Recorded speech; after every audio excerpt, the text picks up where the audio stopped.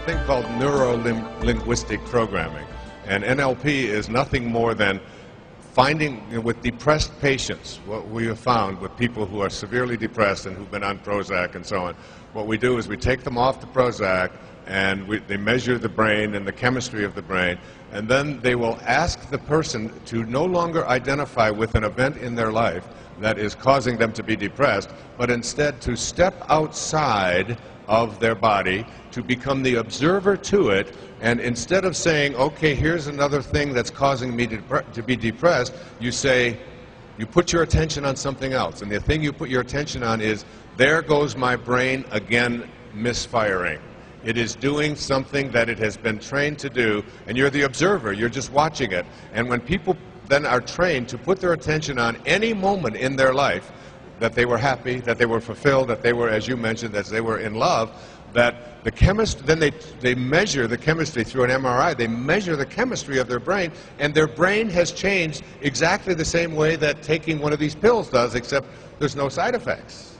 One of the biggest obvious facts that always gets me upset is Prozac, one of the biggest selling drugs on the planet, has been verified in a laboratory testing by the drug companies to be no more effective than a sugar pill. And yet it's billions of dollars in this, and that's because people believe in Prozac. But that's called the placebo effect. And yet the side effects from Prozac are disastrous. Your own brain is your best pharmacy. Everything in your head will fix everything in your body. And that's all we really need to know, but we need to re-educate ourselves to access that. So the fate of the cell was controlled not by the genes, the fate of the cell was controlled by the environment. We see ourselves as single individual entities. This is a misperception. You are not a single entity, you are a community, because the living things are called cells, and you are made up of about 50 trillion cells, so your body is a community.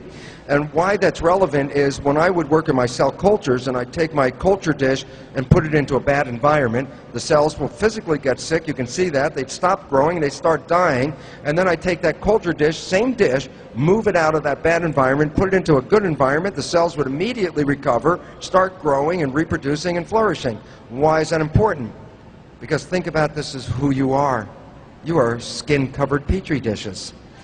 You have 50 trillion cells in your petri dish under your skin. You take your petri dish and put it in this negative environment, I can assure you, I already know what's going to happen. You're going to cause those cells to get sick. Not that the cells are organically sick, they're just complementing what the environment is. And the relevance? Take your skin-covered petri dish, move it into a better environment, and the cells will immediately get well. And the relevance about that is you're not a victim, you're a master.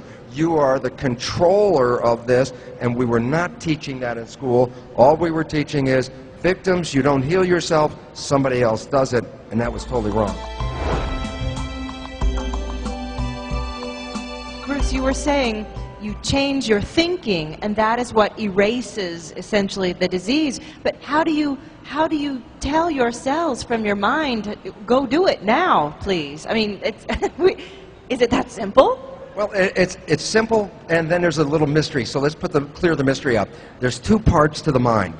There's the conscious part and the subconscious part. And they're profoundly different pieces. They're not the same thing. The conscious part has your source, your spiritual connection to it. It's your thinking mind. But here's what's important. The conscious part is the part of the mind that has your wishes, your desires, your aspirations, what you want from life. The subconscious mind is a machine. It's a record playback device. You habituate a program, you repeat something enough times, it's recorded in the subconscious mind, you push the play button, and it continues to play that for the rest of your life unless you rewrite the program. There has been a tendency for us to think that we run our lives with our conscious mind. I want this in my life, this is my desires, these are the things that I want. So we have a perception that our conscious mind is running the show. It has now been recognized by neuroscientists that this is totally incorrect. That the conscious mind only operates about 5% of the day at the most, and generally about 1% of the time, meaning your life is being driven by your subconscious. Now here's where the disconnect comes from. The primary programs in your subconscious mind you acquired from other people. We now know very clearly that we are already downloading programs in utero. When we are in a fetal stage, we're already downloading behaviors that we're acquiring from our parents. And when you're born, it's already been determined about half your personality is already established at the time of birth.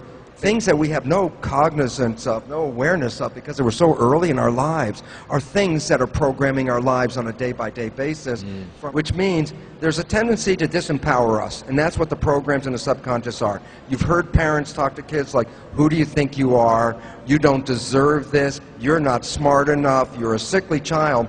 And here's the simple point. If you're under 6 years of age and you hear these proclamations, they go straight down into the subconscious mind and they're programmed there. Now you ask, why is my life difficult? And the answer is this, because only 5% of your life is coming from what you want, and 95% is the program from the subconscious mind, which is programmed by others, and almost all of that is limiting your ability. So 95% of the day, you're not following what you want, you're following other people's programs. I'm not talking about a terminal illness here. I'm talking about how can I make myself feel better in the next 30 minutes while I sit down to work out this writing deadline and so on. And things like you talk about in your book, things like meditation, things like getting quiet. But even more than that, and we talked about this at the break, it's like what kind of energy field do you find yourself in? So this isn't just like good stuff to read about and to write about. This is something that you can really go inside.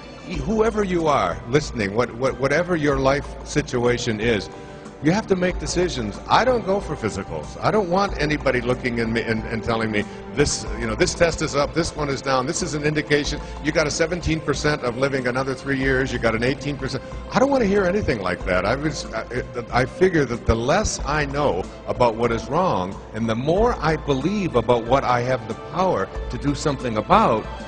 Isn't that changing your perception? Isn't that entering into that subconscious world and putting your attention on something that you want rather than on something you don't want? Albert Einstein once said that the most important decision you'll ever make is to decide once and for all whether you live in a universe that is supportive, that supports you and is friendly, or whether you live in a universe that is hostile and is non-supportive.